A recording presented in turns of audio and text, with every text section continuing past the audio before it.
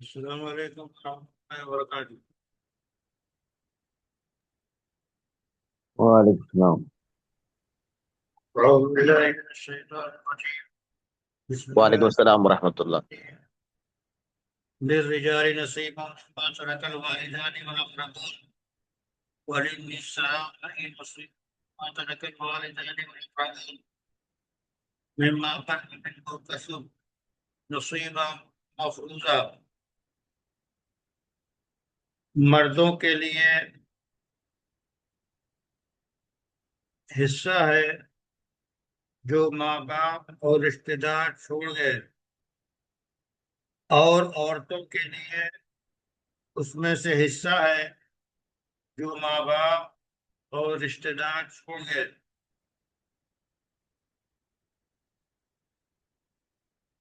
کم ہو یا زیادہ، مقررہ حصہ ہے۔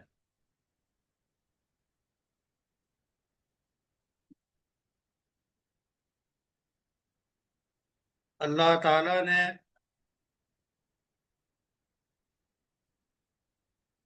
مردوں اور عورتوں کے لیے اس مال میں جو مال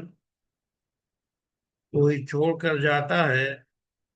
جسے ترکہ کہتے ہیں، اس میں حصہ رکھا ہے، یعنی مردوں کا بھی حصہ ہے اور عورتوں کا بھی حصہ ہے۔ مسئلہ یہ تھا کہ جاہلی دور میں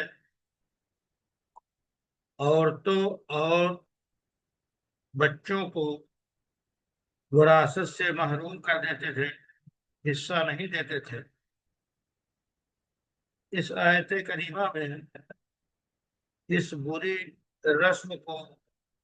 غلط قرار دیا گیا، اور اس سے پتہ چلا کہ بیٹے کو میراث دینا اور بیٹی کو میراث نہ دینا صریح ظلم ہے، قرآنی حکم کے اور قانون کے خلاف ہے۔ بیٹے اور بیٹیاں، مرد اور عورت دونوں میراث کے حقدار ہیں،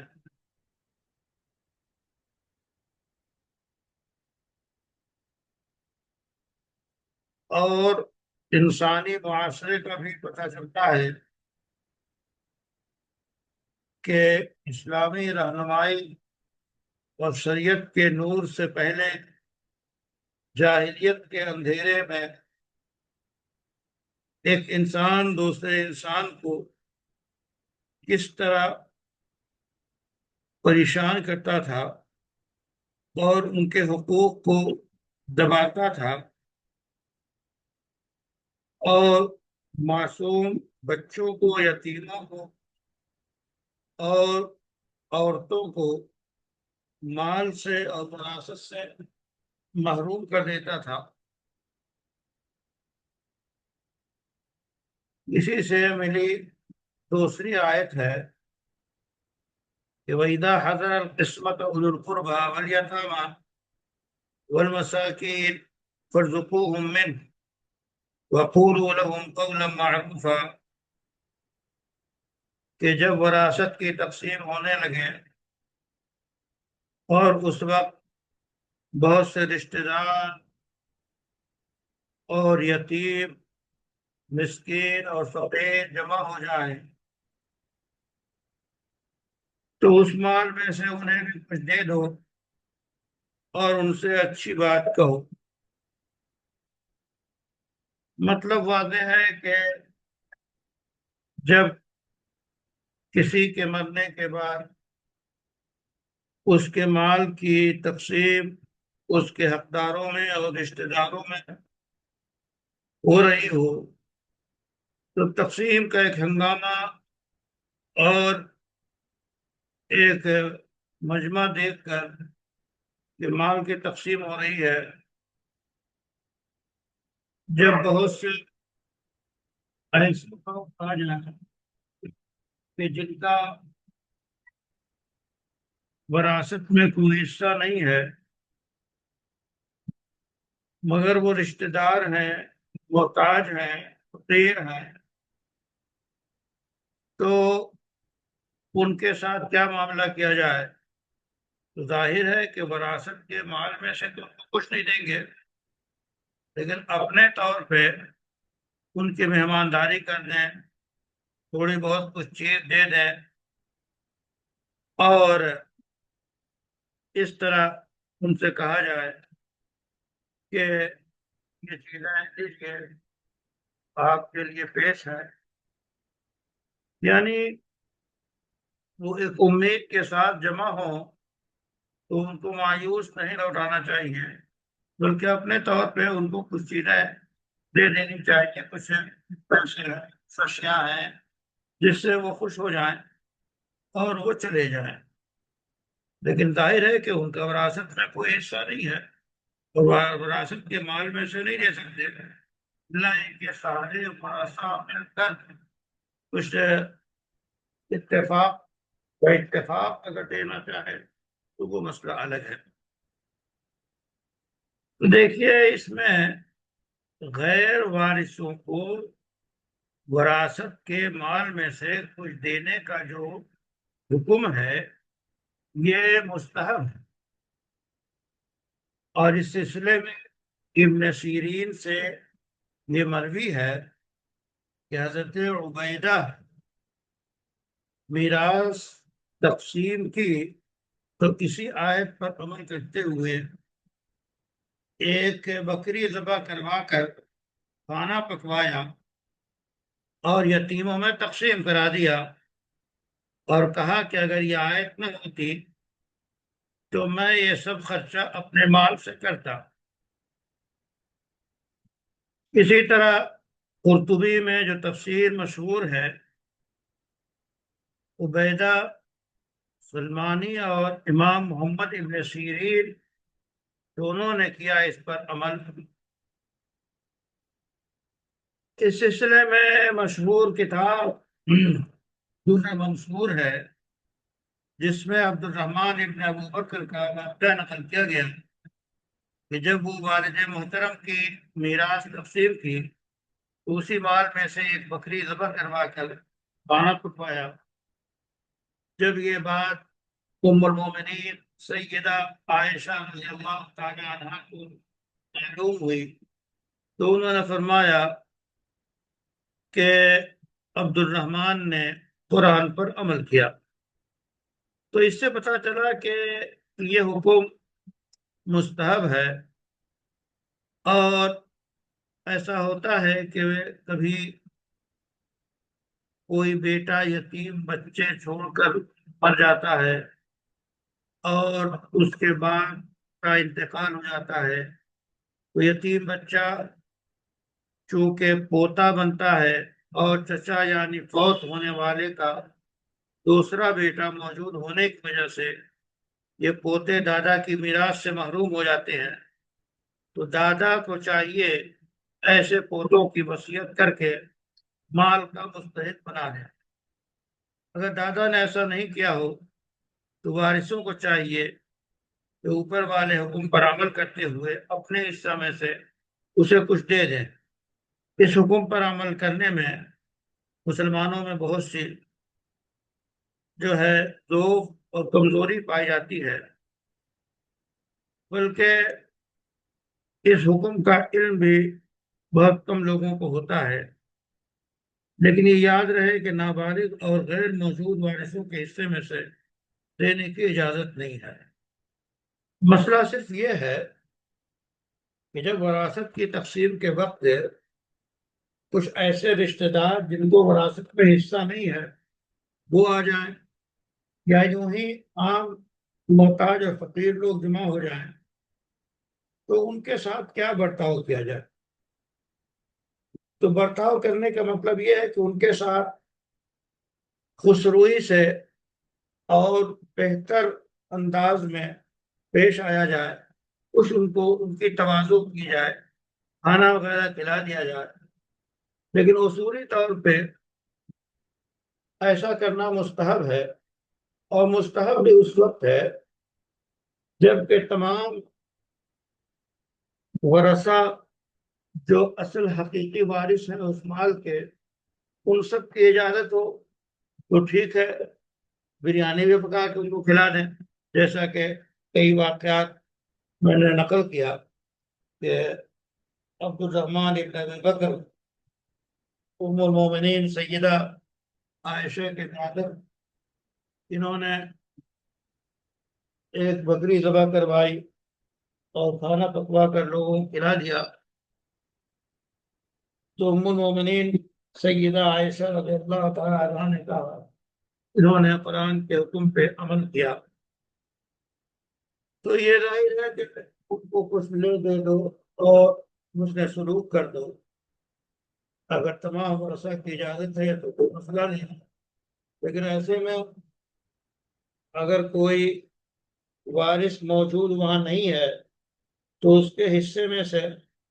کچھ دلجوئی لوگوں کو نہیں کی جا سکتی، یا اسی طرح کچھ وارث نابالغ ہے تو ان کے حصے میں سے بھی دلجوئی نہیں کی جا سکتی، اپنی طرف سے ان کو کچھ لے دے دے، دروازے کی شام رکھ دے، تو تاکہ وہ مایوس نہ جائیں، یہ حکم ہے۔ گویا اللہ تعالیٰ نے سب سے پہلی بات یہاں یہ ہے کہ وراثت کا اور وراثت کی جو حیثیت ہے، یعنی انسان کا انتقال ہو جائے تو وہ جو مال چھوڑے اس مال میں سے کس کا حصہ ہے اور کس کا حصہ نہیں ہے، اس کو قرآن نے پہلے تو تمام مرنے والوں پہ لازم بنا دیا کہ وہ اپنے مال کے بارے میں وصیت کر جائے، کن کا مال کن کن لوگوں کو دیا جائے گا، کن کن مصارف میں خرچ ہوگا، وصیت کر دیں،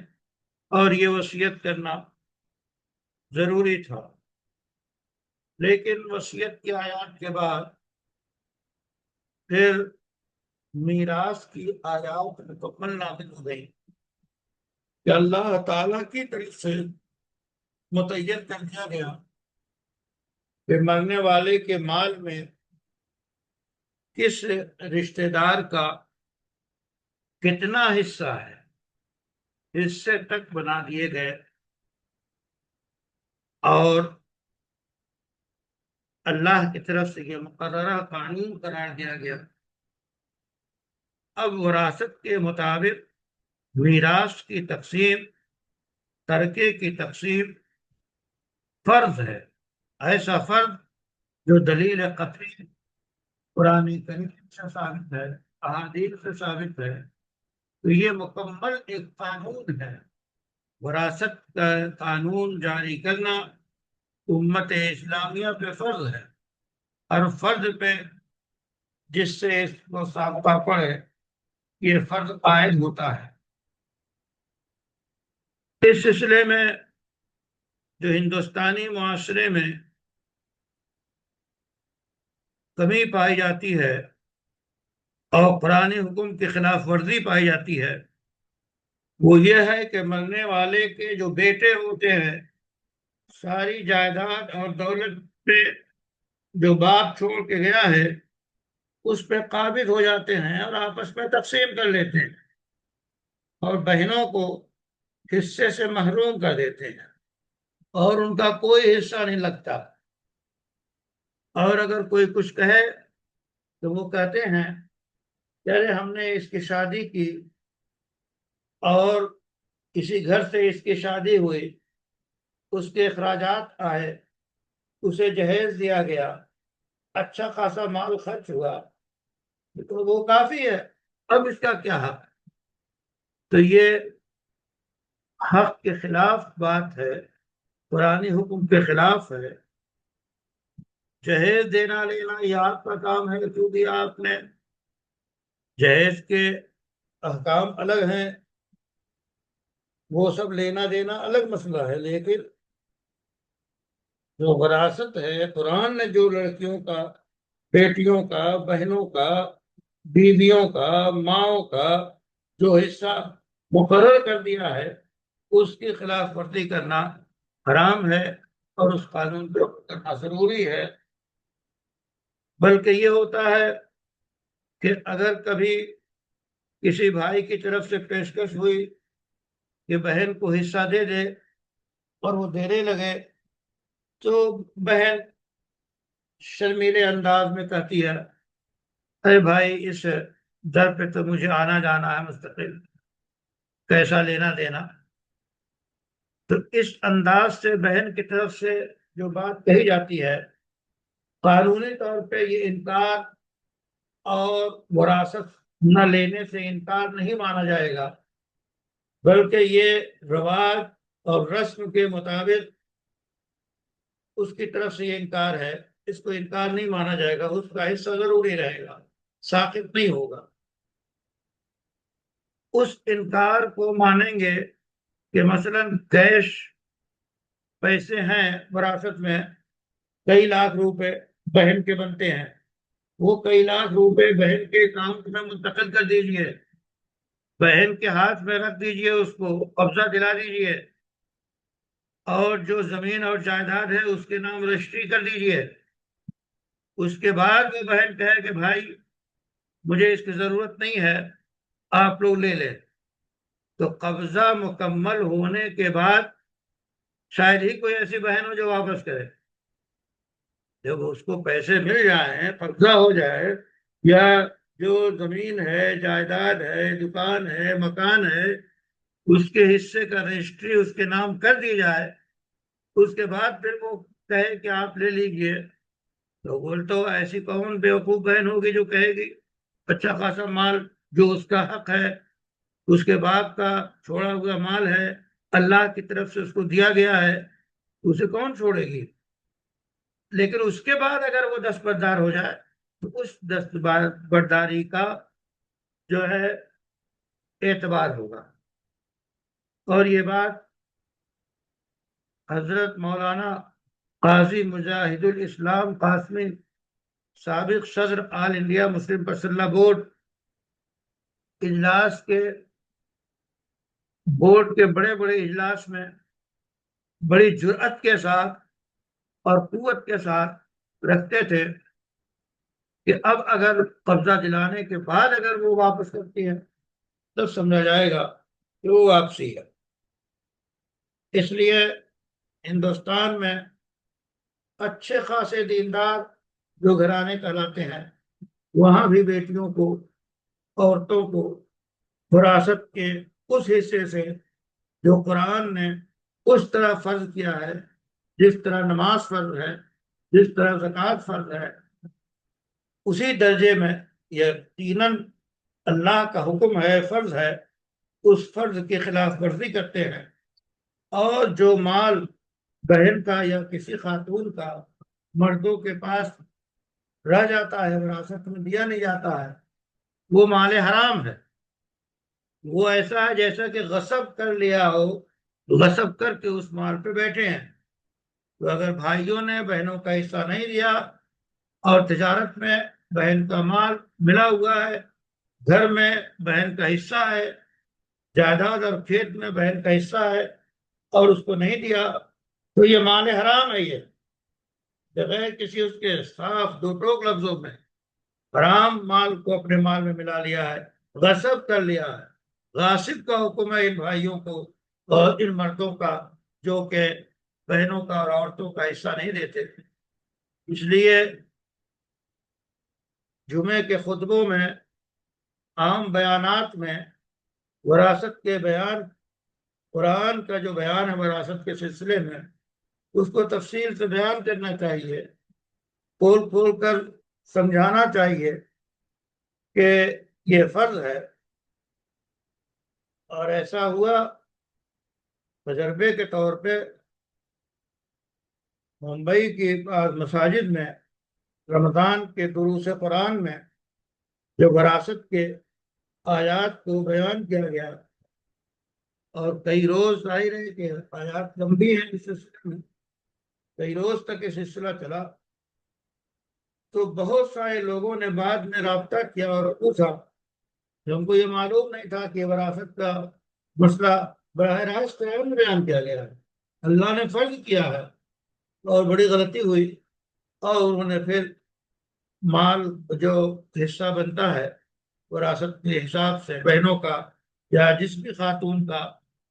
وہ حصہ واپس کیا اور کو دیا۔ بہت سے لوگ حج کو جانے والے تھے، ظاہر ہے کہ رمضان سے پہلے ہی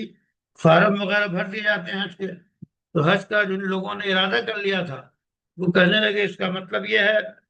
کہ ہمارے مال میں بہن کا اور عورتوں کا حصہ ہے، تو حج بھی ہمارا نہیں ہوگا۔ تو حج سے پہلے انہوں نے باقاعدہ وراثت کی تقسیم کی۔ تو جب براہ راست لوگوں کو قرآن سنایا جائے، قرآن کی باتیں بتائی جائے، اور اللہ کے احکام کو جو ہے گوش گزار کیا جائے، تو ان کی دینی حمیت بیدار ہوتی ہے، اور پھر وہ عمل کرنے کی کوشش کرتے ہیں۔ عام طور پہ ہندوستان کے مساجد میں جو جمعے کے خطبے ہوتے ہیں، وہ تقاریر اور بیانات ہوتے ہیں، ان کا ایک خاص موضوع ہوتا ہے، انہی کے بیچ مسلسل وہ بیانات چلتے رہتے ہیں پورے سال اور پوری زندگی۔ جو بنیادی مسائل ہیں، ہر طرح کے مسائل، اسلام کی ساری ضروریات بیان نہیں کی جاتی، جبکہ باقاعدہ اس کا اہتمام کرنا چاہیے اور اس کے بیانات کو پورے طور پہ سامنے امت کے لانا چاہیے۔ انہی میں سے ان بیانات جس پہ ہونے چاہیے وراثت کی آیات ہیں کہ للرجال نصیب مما ترک الوالدان والاقربون، اسی طرح وللنساء نصیب مما ترک الوالدان والاقربون، تو مردوں کے لیے بھی اور عورتوں کے لیے بھی ماں باپ اور رشتے دار جو مال چھوڑ کے گئے ہیں، اس میں ان دونوں کا حصہ ہے، اور حصہ کتنا ہے اس کو بھی قرآن نے متعین کر دیا، اور اس میں انسانی عقل پہ نہیں بات چھوڑی، بلکہ شریعت نے متعین کر دیا۔ جس طرح نماز کی رکعتیں متعین ہیں کہ فجر کی آپ فرض 2 رکعت ہے تو آپ 3 رکعت نہیں پڑھ سکتے، ظہر کی 4 رکعت ہے تو آپ 2 رکعت نہیں پڑھ سکتے، 6 رکعت نہیں پڑھ سکتے بطور فرض۔ اسی طرح مال کا جتنا حصہ، آدھا، چوتھائی، چھٹا، آٹھواں، یہ جو سارے حصے قرآن نے متعین کیے ہیں، اس میں آپ کم و کاست نہیں کر سکتے۔ ایک حصہ جو ہے عورت کا اور 2 حصہ مرد کا، للذکر مثل حظ الانثیین، یہ جو قانون ہے، قانون شریعت ہے، اس کا پاس رکھنا اور اس پہ عمل کرنا اور معاشرے میں بیداری پیدا کرنا، یہ انتہائی ضروری ہے۔ اور بقیہ احکام اس سلسلے میں جو تفصیلات مولانا جیون علیہ الرحمٰ نے بیان کی ہیں، وہ پھر بیان کی جائیں گی۔ یہ ایک تمہیدی گفتگو ہے، قرآن کے حکم پہ عمل کرنا، وراثت سے عورتوں کو محروم نہ کرنا، اس سلسلے میں بیداری پیدا کرنا، یہ انتہائی ضروری ہے۔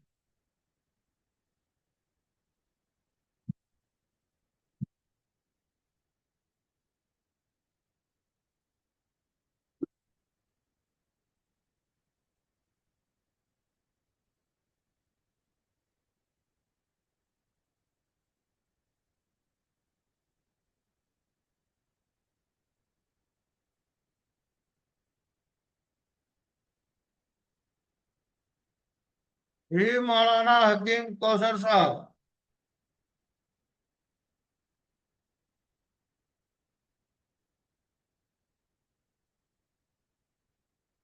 السلام علیکم حضرت۔ وعلیکم السلام۔ کتاب آپ کے سامنے ہے کہ نہیں؟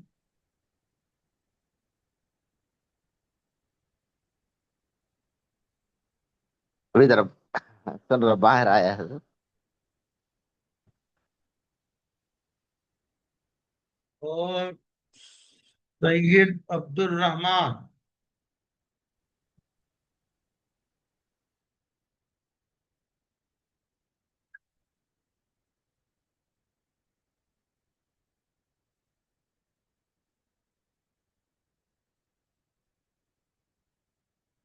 مولانا عرفان صاحب.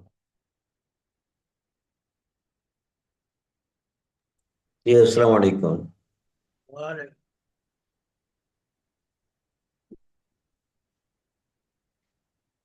کیوں آج شرکا بہت کم کیوں؟